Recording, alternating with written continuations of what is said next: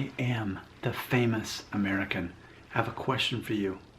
We need to think about this. We need to discuss this. I was thinking about this in my 2-week absence. Did you know that I was gone for 2 weeks without any new videos? Did you miss me? But that's not the question. Here's the question. I think of the United States, and I think of, back when people started coming over here from England, ultimately, England is a big part of the history of the United States, right? We had to fight for our independence against England, right? Isn't that how the whole thing worked? The Revolutionary War. And I think about this. A lot of people from England specifically, I just want to focus, I know they moved from other places like Ireland, I understand it, but I just want to talk about England right now. Where so many of the nation's founders came from. I understand there's a lot from Germany too. Let's just talk about England. Imagine all the people who left England in the 16, 17, 1800s and early 1900s to come here. But even more specifically, I think of like the first, like the 1700s people from England. They came here on the ship, obviously for better opportunities. And maybe they found it, maybe they didn't, I don't know.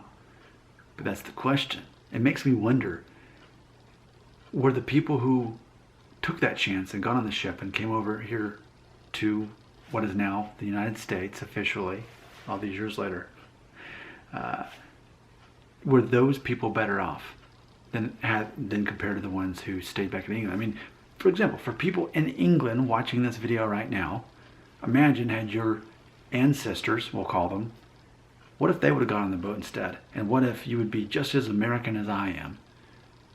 Would your life be any better? What I'm not asking is, I'm not asking a general question in which are Americans better off than people in other countries. Specifically though, I think of this sliding doors concept in which, as someone who is in England now, which you are, not me, assuming you're in England, I wonder how different your life would be had your ancestors choose to move here to the United States long ago. Because, I mean, I guess, do I have it? Yeah, my dad is largely British, so definitely way back I had plenty of ancestors who came over on a boat a long time ago.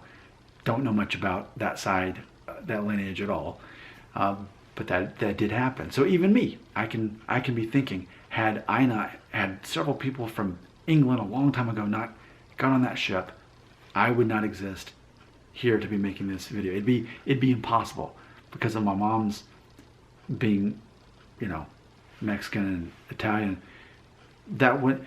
The likelihood of me existing without people getting on a boat is virtually impossible. I exist because people got on a boat. And actually, my great-grandparents actually got on a train from Michoacan about 100 years ago and took the train all the way up to Buffalo, New York and settled there.